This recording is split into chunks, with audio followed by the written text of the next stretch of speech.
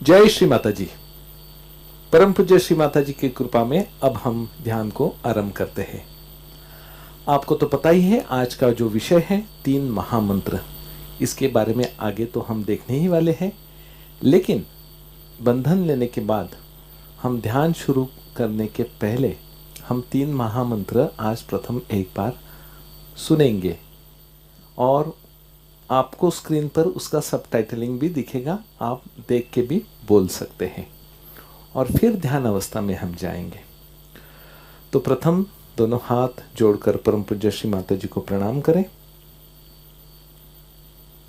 Sir को जब हम आगे झुकाते हैं तो इसका मतलब यह होता है कि हम हमारा अहंकार और प्रतिअहंकार सब कुछ छोड़ देते हैं, समर्पित करते हैं। और परमात्मा की शक्ति ये सबसे बड़ी महान शक्ति है, वही सब कुछ करती है, ऐसा अर्थ जब हम सर झुकाते हैं तब हमारे अंदर घटित होना जरूरी है। कुंडलिनी उठाकर बंधन लेते हैं।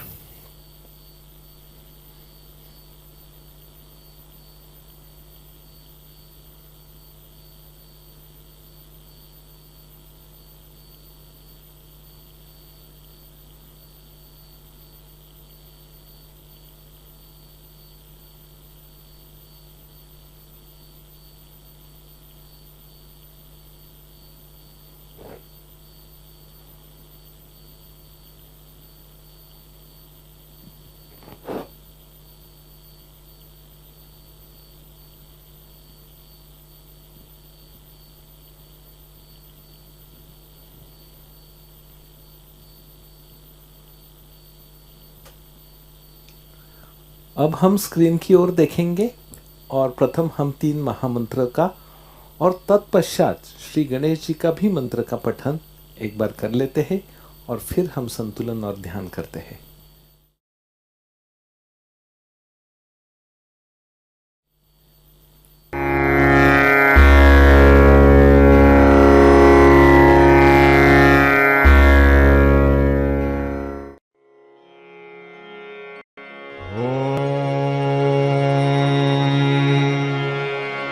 त्वमेव साक्षात् श्री महालक्ष्मी महासरस्वती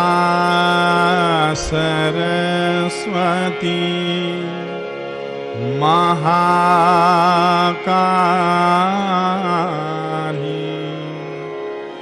त्रिगुणात्मिका कुंडलिनी साक्षात् श्री आदिशक्ति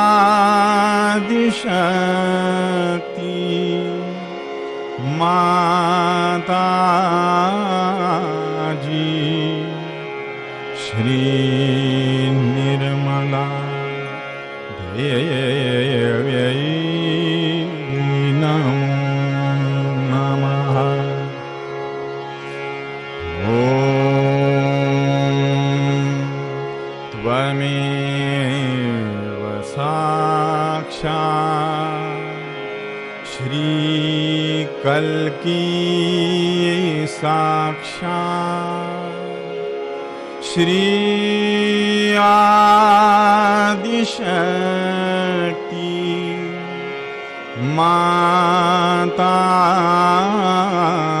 जी श्री निर्मला देव्यै नमो नमः।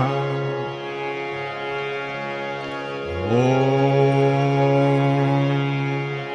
त्वमेव साक्षात् श्री कल्की साक्षात् श्री सहस्रार स्वामिनी मोक्षप्रदायिनी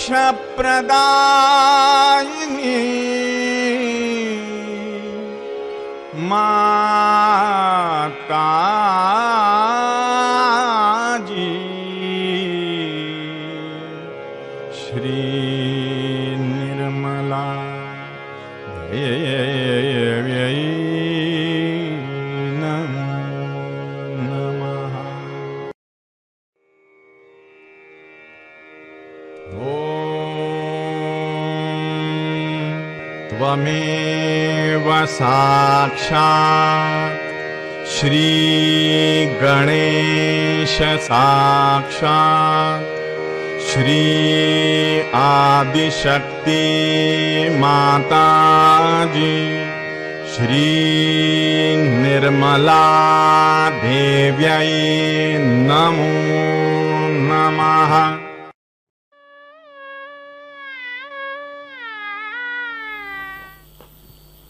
दोनों आंख बंद करके हमें अभी अंतर्मुख होना है। संतुलन अवस्था के लिए अपना राइट हैंड धरनी मां की ओर रखते हुए पूर्ण हृदय से प्रार्थना करनी है। हे कुंडलिनी माते, कृपावंत होकर हमारे ईड़ा नाड़ी में हमें संतुलन अवस्था प्रदान करें।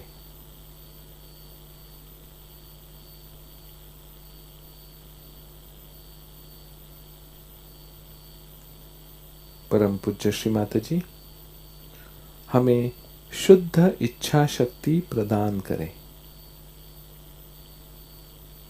जो परमात्मा की इच्छा वही हमारी इच्छा।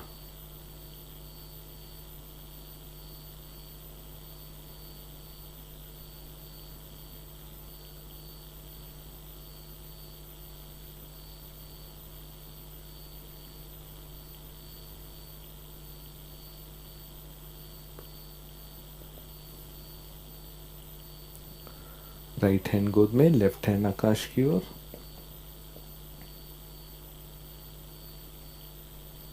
हे कुंडलिनी माते, रूपावंत होकर हमारे पिंगला नाड़ी में हमें संतुलन अवस्था की अनुभूति प्रदान करें।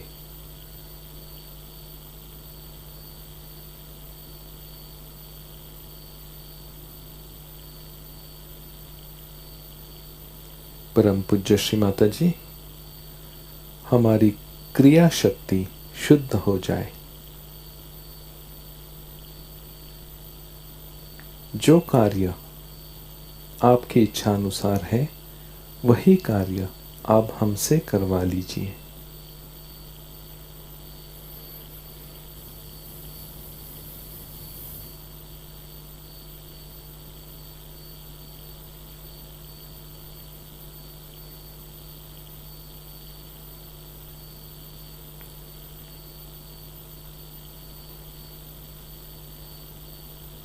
लेफ्ट हैंड गोद में रखें।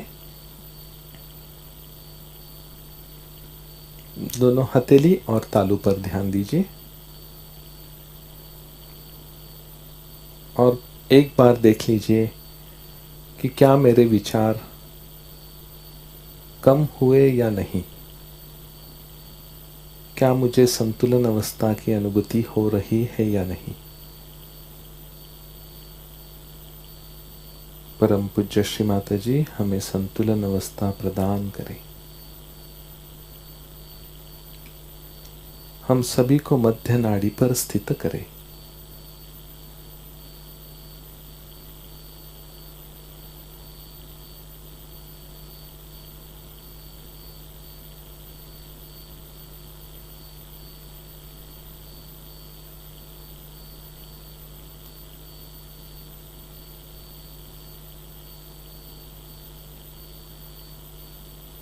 अभी भी विचार आते होंगे तो उन्हें क्षमा कर दीजिए। हम और क्षम हम मन में बोलेंगे।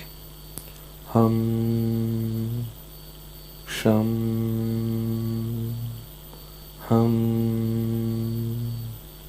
क्षम।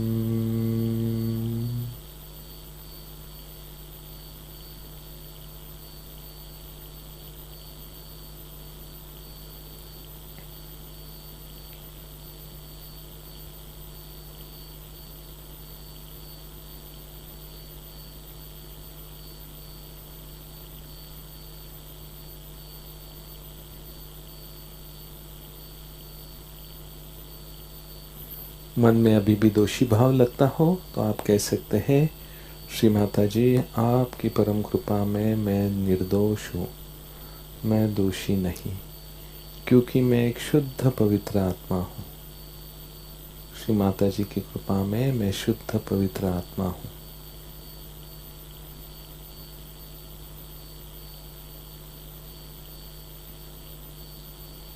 इसी निर्विचार अवस्था में अब हम थोड़ी देर ध्यान करते हैं।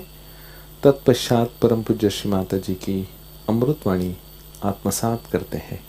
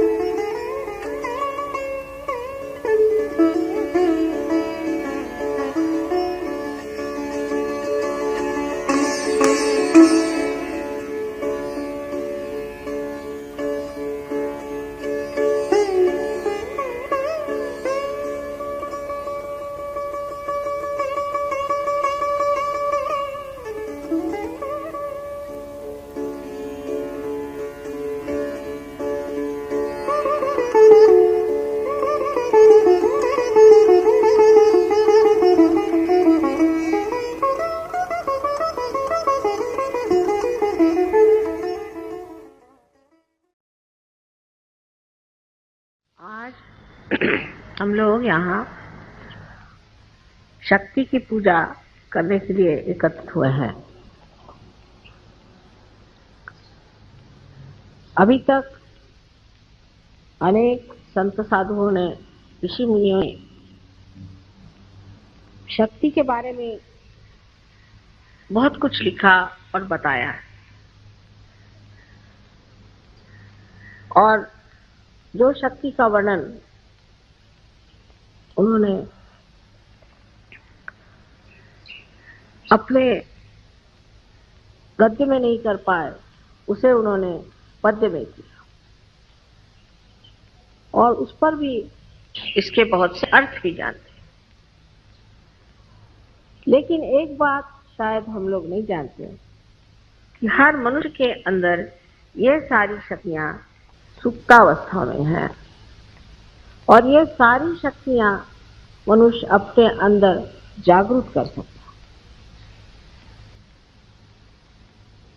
ये सुप्तावस्था की जो शक्तियां हैं उनका कोई अंत ही नहीं, न ही उनका कोई अनुमान कोई दे सकता है, क्योंकि ऐसे ही 35 कोटि तो देवता आपके अंदर विराजमान। उसके अलावा न जाने कितनी शक्तियां को चला रहे हैं। लेकिन इतना हम लोग समझ सकते हैं कि जो हमने आज आत्म साक्षात्कार को प्राप्त किया है तो उसमें जरूर कोई न कोई शक्तियों का कार्य हुआ।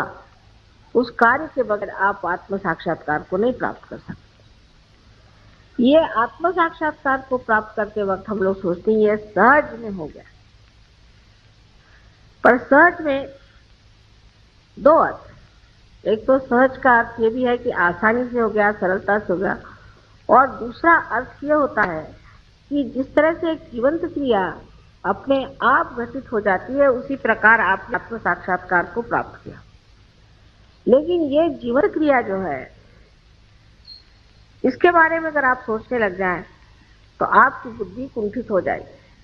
समझ लीजिए ये आपने एक पेड़ देखा है, इस पेड़ की ओर आप नजर करिए तो आप ये सोचेंगे कि भाई ये फलाना पेड़ है, लेकिन इस पेड़ को इसी रूप में ऐसा ही इतना ही ऊंचाई पर लाने वाली कौन सी शक्ति है?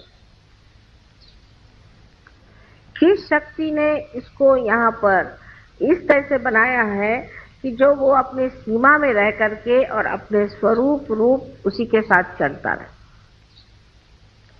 फिर सबसे जो कमाल की चीज है वो मानव मनुष्य जो बनाया गया है वो भी एक विशेष रूप से,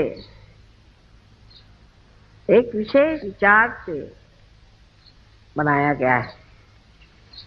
और वो मनुष्य का जो भविष्य है वो उसे प्राप्त हो सकता है, उसको मिल सकता है, पर उसकी पहली सीढ़ी है आत्म साक्षात्कार। जैसे कि कोई दीप जलाना हो तो सबसे पहले है कि उसके अंदर ज्योति आनी पड़ेगी। उसी प्रकार एक बार आपके अंदर ज्योति जागृत हो गई तो आप उसको फिर से प्रज्वलित कर सकते हैं या उसको आप बढ़ा सकते हैं, पर प्रथम कार्य है कि ज्योति प्रज्वलित हो और उसके लिए आत्म साक्षात्कार नितांत आवश्यक है। किंतु आत्म साक्षात्कार पाते ही सारी ही शक्तियां जागृत नहीं हो सकती। इसीलिए ये साधु संतों ने और ऋषि मुनियों ने व्यवस्था की है कि आप देवी की उपासना करें। लेकिन जो आदमी आत्म साक्षात्कार को प्राप्त नहीं है उसको अधिकार नहीं है कि वो देवी की पूजा करे। बहुत से लोगों ने मुझे बताया कि वो सप्तशती का कभी अगर पाठ करें और उनका यह हवन करते हैं तो उन पर बड़ी आफतें आ जाती हैं और उनको बड़ी तकलीफ हो जाती है और वो बहुत सफर करते हैं। तो उनसे ये पूछना चाहिए कि आपने किससे करवाया? तो कहेंगे कि हमने 7 ब्राह्मणों को बुलाया था किया, पर वो ब्राह्मण नहीं। जिन्होंने ब्रह्म को जाना नहीं वो ब्राह्मण नहीं है। और ऐसे ब्राह्मणों से कराने से ही देवी रुष्ट हो गई और आपको तकलीफ हुई। तो आपके अंदर एक बड़ा अधिकार है कि आप देवी की पूजा कर सकते हैं और साक्षात देवी पूजा कर सकते हैं। यह अधिकार सबको नहीं है। अगर कोई कोशिश करे तो उसका उल्टा परिणाम हो सकता है। उसका विपरीत परिणाम हो सकता है। सबसे बड़ी चीज है कि शक्ति जो है वो जितनी ही आपको आरामदेही है, जितनी वो आपके सर्जन का व्यवस्था करती है, जितनी वो आपके प्रति उदार और प्रेममयी है, उतनी ही वो क्रूर और क्रोधमयी है। कोई बीच का मामला नहीं है, या तो अति उदार है और या तो अति क्रोधित है, बीच में कोई मामला चलता नहीं। वजह यह है कि जो लोग महादुष्ट हैं, राक्षस हैं और जो संसार को नष्ट करने पे आमादा हैं, जो लोगों को भूल भुलैया में लगाए हुए हैं और कलयुग में अपने को अलग अलग बता करके कोई साधु बना है तो कोई पंडित बना हुआ है, कोई मंदिरों में बैठा है तो कोई मस्जिदों में बैठा है, कोई मुल्ला बना हुआ है, कोई पोप बना हुआ है, तो कहीं कोई पॉलिटिशियन बना हुआ है। ऐसे अनेक अनेक कपड़े परिधान करके जो अपने को छिपा रहा है, जो कि राक्षसी वृत्ति का मनुष्य है, उसका नाश होना आवश्यक है। लेकिन ये जो नाश की शक्तियां हैं, इसके तरफ आपको नहीं जाना चाहिए। आप सिर्फ इच्छा मात्र करें और ये शक्तियां अपने ही आप कार्य कर लें। तो सारे संसार में जो ये चैतन्य बह रहा है, ये उसी महामाया की शक्ति है और इस महामाया शक्ति से ही सारे कार्य होते हैं। और ये शक्ति सब चीज सोचती है, जानती है, सबको पूरी तरह से व्यवस्थित रूप से लाती है, जिसे कहते हैं ऑर्गेनाइज कर लेती है। और सबसे बड़ी चीज है कि ये आप पर प्रेम करती है और इसका प्रेम निर्वाज। इस प्रेम में कोई भी मांग नहीं, सिर्फ देने की इच्छा है, आपको पनपाने की इच्छा है, आपको बढ़ाने की इच्छा है, आपकी भलाई की इच्छा है। लेकिन इसी के साथ साथ जो चीजें कांटे बन करके आपके मार्ग में रुकावट डालेंगे, आपके धर्म में खलल डालेंगे या किसी भी तरह से आपको तंग करेंगे, ऐसे लोगों का नाश करना अत्यावश्यक है। लेकिन उसके लिए आप अपनी शक्ति न लगाएं। आपको सिर्फ चाहिए कि आप उस शक्ति के लिए सिर्फ पाचारण करें, आवाहन करें देवी का, और उसे कहिए कि ये जो अमानुष लोग हैं, इनका आप नाश कर दीजिए। ये तो पहली चीज हो गई। तो आपको छुट्टी मिल गई कि आप कोई भी आप पे अगर अत्याचार करे, कोई भी आपसे बुराई से बोले, कोई आपको सताए, तो आप पे एक और विशेष रूप से एक स्थिति है जिसमें आप निर्विचार हो जाए। तो सारी चीज को एक आप साक्षी रूप से देखना शुरू करें, एक नाटक के रूप में। जैसे अजीब पागल आदमी मेरे पीछे पड़ा हुआ, इसको क्या करने का है? उसका पागलपन देखिए, उसका मनताप देखिए, उसकी तकलीफें देखिए और आप उस पर हंसिए कि अजीब बेवकूफ है। उसके लिए आपको कोई तकलीफ उठाने की जरूरत नहीं। उसके लिए सिर्फ आपको आपका जो किला है वो निर्विचारिता, उसमें जाना चाहिए। और निर्विचारिता में जाते ही साथ आपकी जो कुछ भी संजोने वाली शक्तियां हैं, आनंद देने वाली शक्तियां हैं, प्रेम देने वाली शक्तियां, वो सब की सब समेट करके आपके अंदर। लेकिन जब तक आप इन चीजों में उलझे रहेंगे और जब तक आप ये सोचते रहेंगे इसको मैं कैसे इसका सर्वनाश कर दूं, इसको मैं किस तरह से खत्म कर दूं, इस पे मैं क्या इलाज कर लूं, और इस तरह के आप षड्यंत्र बनाते रहेंगे, तब तक आप सच्ची मानिए कि उसका असर आप पे होगा, उस पर नहीं।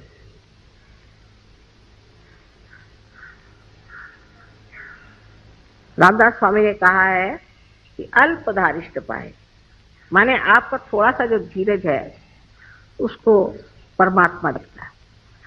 लेकिन आपके अंदर इतनी ज्यादा शक्तियां हैं, इतनी ज्यादा शक्तियां हैं कि उनको पहले आपको पूरी तरह से प्रफुल्लित करना चाहिए, उसको जगाना चाहिए, उनको जानना चाहिए, अपने प्रति एक तरह का बड़ा आदर रखना चाहिए।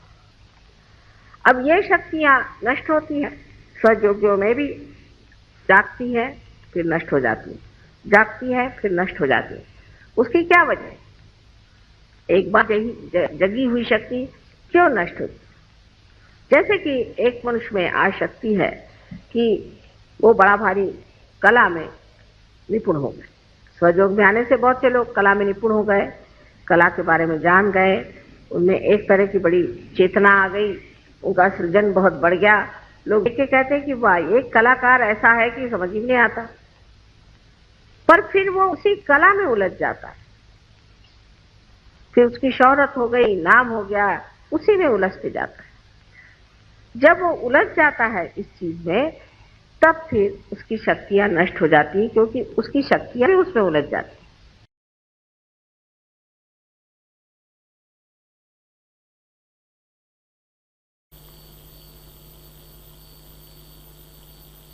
दोनों हाथ जोड़कर परम पूज्य श्री माता जी को प्रणाम करें। परम पूज्य श्री माता जी, आपने हमसे ध्यान करा के हमें संतुलन अवस्था प्रदान की।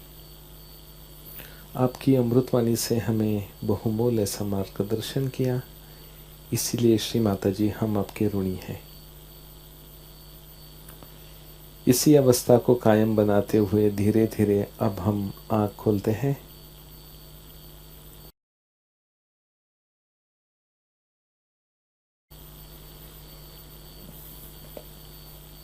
तो ये था सहयोग ध्यान। अब चलते हैं जो आज का विषय है, 3 महामंत्र। अभी ध्यान शुरू होने के पहले हमने वो 3 महामंत्र को नए साधकों ने प्रथमता ही आज उसे सुना होगा, देखा होगा। तो उसके बारे में आज हम थोड़ी सी जानकारी देखते हैं और फिर वापस इन 3 महामंत्रों को हम दोहराते हैं। अभी वैसे देखा जाए तो मंत्र ये बहुत सारे अलग अलग मंत्र होते हैं और पहले हमारे वेदों में या हमारे जीवन में भी बहुत बार ये अलग अलग मंत्र सिखाए गए थे। अब ये मंत्र क्यों थे? क्योंकि उनका जो उच्चारण जब हम करते हैं, उसकी जो फ्रीक्वेंसी होती है उस शब्दों की, उसकी जो लय होती है मंत्रों की, वो डायरेक्ट आपके सिस्टम पर, आपके ऑरा पर या आपके चक्र का जो भी एनर्जी है उसको ठीक करने में, संतुलित करने में मदद करती है। जैसे कि अभी समझो राइट साइड सूर्य नाड़ी है, अब उसको शांत करना है। सूर्य नाड़ी ज़्यादा बढ़ गई, गर्मी बढ़ गई तो हीट बढ़ जाएगी, तो चंद्रमा का मंत्र लिया जाता है, यानी ऑपोजिट। इसीलिए पहले के गुरु लोग, भाई आप में कौन सी चक्र की कमी है, इसलिए वो मंत्र देते थे। अब क्या हुआ, परम पूज्य श्री माता जी ने जब सहयोग शुरू कर दिया और अभी तक जितने भी हम ऋषि मुनि लोग या सब लोग जो साधक थे, ढूंढ रहे थे कि हमारे अंदर की शक्ति जागृत होकर हमारा कनेक्शन, हमारा योग घटित होना, इसके लिए हम कुछ ना कुछ कर रहे थे।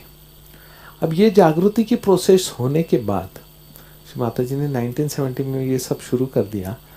तब ये जो कुंडलिनी माता है, जो शक्ति है, इनको हम उद्देश्य करके उनको हम आवाहन करते हैं कि आप जागृत होकर हमारा ये कनेक्शन करवा दीजिए।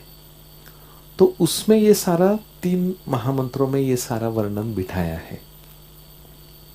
ठीक है, तो परम पूज्य श्री माता जी ने तुरंत ये 3 महामंत्र इस कुंडलिनी को, ये आदि माया, आदि शक्ति है ना, 3 नाड़ियाँ जो है वो एक्टिवेट होकर फिर शक्ति ऊपर आते हैं, इसको लेकर ये जो फॉर्मूला हम बोलेंगे, ये फॉर्मूला है शक्ति एक्टिवेट होकर आपका ध्यान के प्रोसेस में आप शुरू हो जाते हो।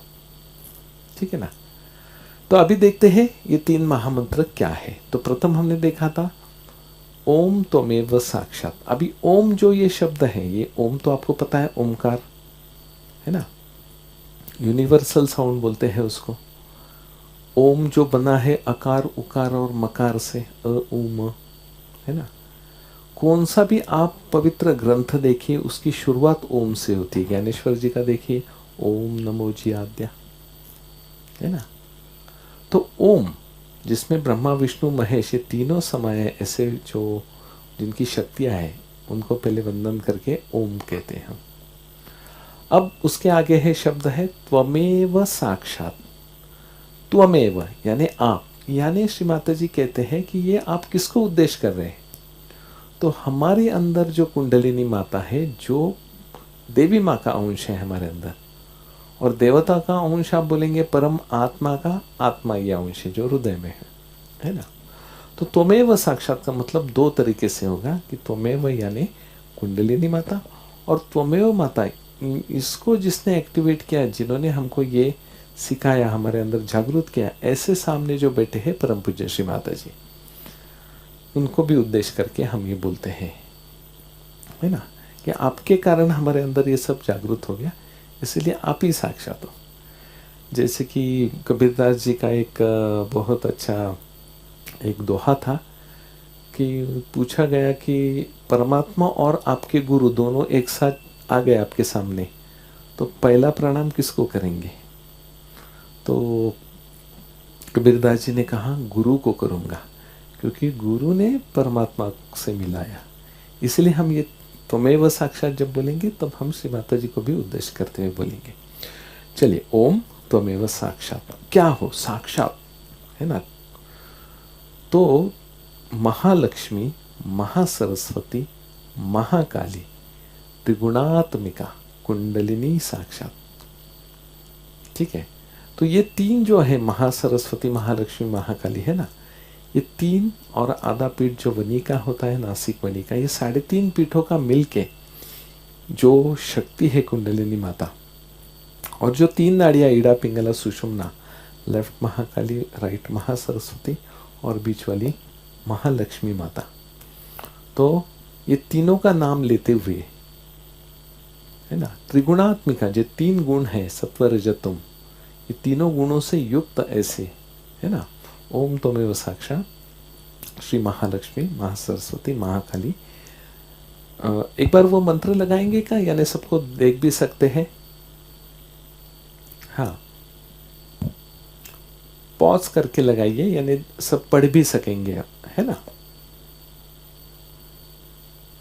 कुंडलिनी साक्षात उसके आगे है, तो कुंडलिनी जो 3.5 पीठों वाली कुंडलिनी है, उनको उद्देश्य करते हुए, हाँ, ये हो गया ओम त्वमेव साक्षात, जिसका अर्थ हमने देखा है। अब क्या हो साक्षात? तो महालक्ष्मी, महासरस्वती और महाकाली, ये 3 देवियां जो हमारे 3 नाड़ियों पर है।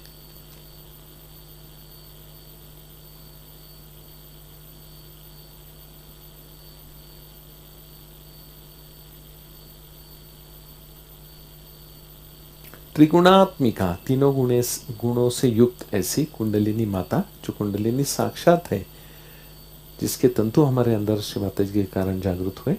और ये तीनों जो है, ये आद्य शक्ति है, आदि शक्ति है। सबसे शुरू में से जो है देवियां, ये ऐसे आदि शक्ति, सबका स्रोत, सबकी जननी, ऐसे श्री माता जी को, ऐसे कुंडलिनी माता को हम प्रणाम करते हैं, नमन करते हैं। ऐसा हुआ ये पहले 3 महामंत्रों में से पहले का अर्थ। दूसरा है, वापिस सेम शुरुआत है, ओम त्वमेव साक्षात। उसके आगे है श्री कल्कि साक्षात। अभी का युग जो चालू है कलयुग है, और उसकी देवता है कल्कि। और ऐसे जो आदि शक्ति श्री माता जी है, ऐसे जो आदि शक्ति की जो शक्ति है, ऐसे को हम प्रणाम करते हैं।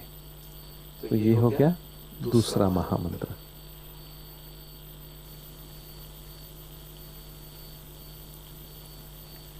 अब जो तीसरा महामंत्र है, वो भी शुरुआत वैसी ही है, ओम त्वमेव साक्षात श्री कल्कि साक्षात। दूसरे महामंत्र का ही वो है कल्कि साक्षात। अब इसके आगे का बहुत इंपॉर्टेंट है, वो देख लीजिए। श्री सहस्रार स्वामिनी मोक्ष प्रदायिनी माताजी श्री निर्मला देवै नमो नमः। तो सहस्रार स्वामिनी, जो हमारा सहस्रार चक्र यानी कौन सा? तालू वाला चक्र, बराबर है।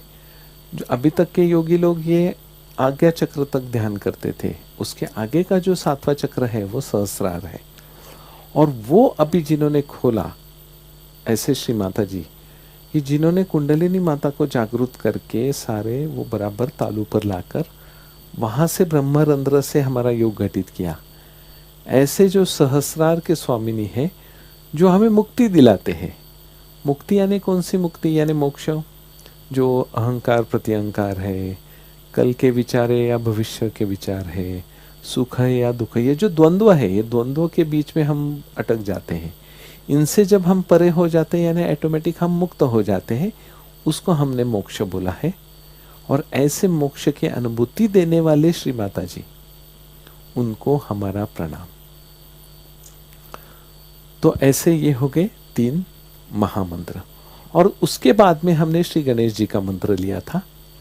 तो अभी ये आगे की जो मंत्र है उसमें का जो श्री गणेश जी का मंत्र है वो भी देखिए कैसे। ओम त्वमेव साक्षात श्री गणेश साक्षात। और आगे का जो मंत्र है वो कॉमन रहेगा सारे मंत्रों में। श्री आदि शक्ति माता जी श्री निर्मला देवै नमो नमः। ठीक है। अभी इसमें अभी तक हमने आपको जैसे कि मूलाधार चक्र पर श्री गणेश जी का स्थान है, तो जब वो चक्रों को एक्टिवेट करना है तो ये मंत्र का फॉर्मूला सेम रहेगा। ओम त्वमेव साक्षात श्री, फिर बीच में श्री, अभी समझो मूलाधार के गणेश जी तो गणेश साक्षात, और आगे श्री आदि शक्ति माता जी श्री निर्मला देवै नमो नमः, ये कॉमन रहेगा। तो आज सिर्फ हम गणेश जी का ही मंत्र तक देखेंगे, लेकिन ये 3 महामंत्र बहुत इंपॉर्टेंट है। तो इसके आगे के सारे सत्रों में हम 3 महामंत्र ये सत्र के पहले हम हमेशा लिया करेंगे। तो चलिए एक बार सिर्फ ये 3 महामंत्र और गणेश मंत्र आप भी बोलेंगे, हम वैसे के वैसे वीडियो अभी लगाएंगे और उसी आवाज़ और उसी टोन को लेकर हम 3 महामंत्रों का एक बार पठन करते हैं। दोनों हाथ खुले रखिए और स्क्रीन पर देखिए। जो पहले ही बार देख रहे हैं वो स्क्रीन पर सबटाइटल देख के आप बोल सकते हैं।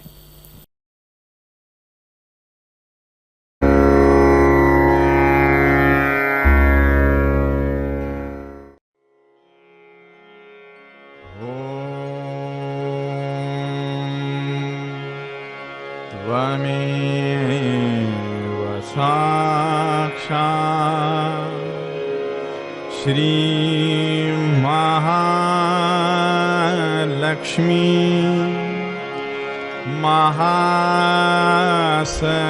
महासरस्वती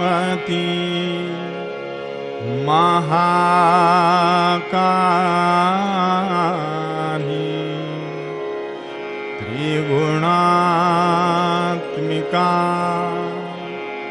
कुंडलिनी साक्षात् श्री आदिशक्ति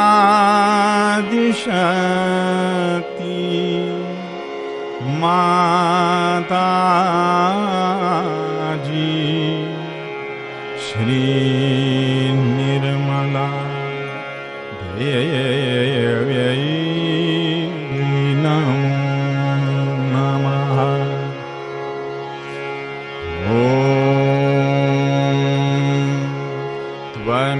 त्वमेव साक्षात् श्री कल्की साक्षात्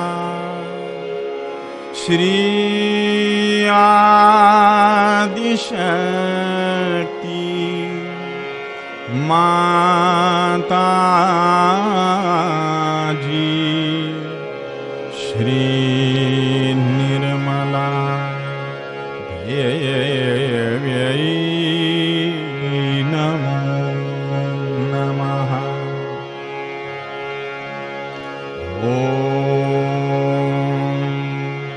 त्वमेव साक्षात्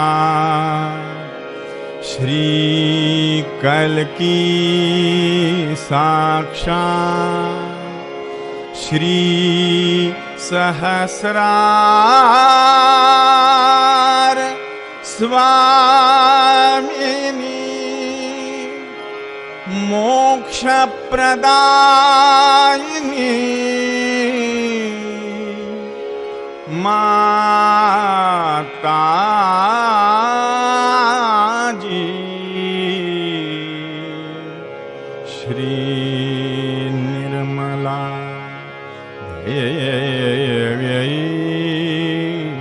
नमः।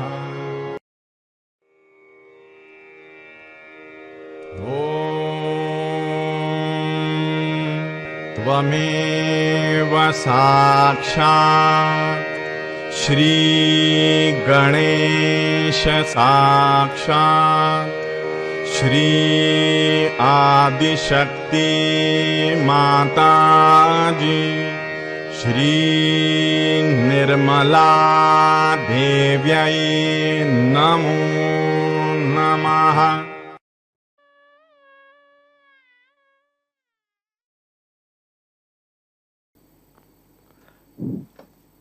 जय श्री माता जी। दोनों हथेली और तालू पर क्या महसूस हो रहा है उसकी ओर ध्यान दें।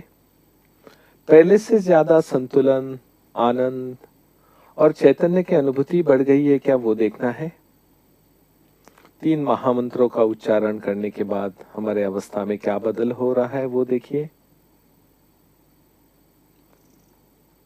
जय श्री माता जी।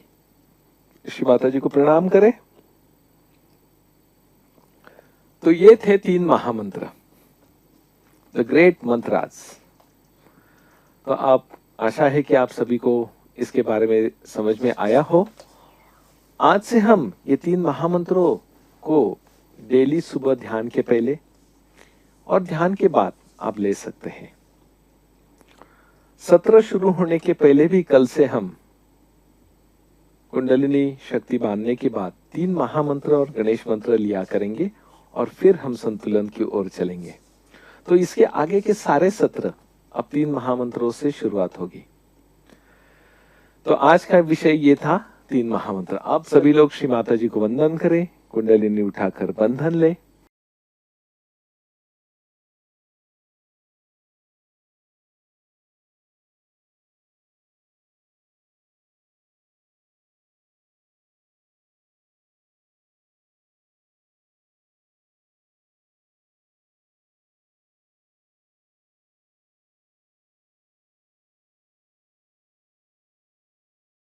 मिलते हैं आगे के सत्र में, तब तक सभी को जय श्री माता जी।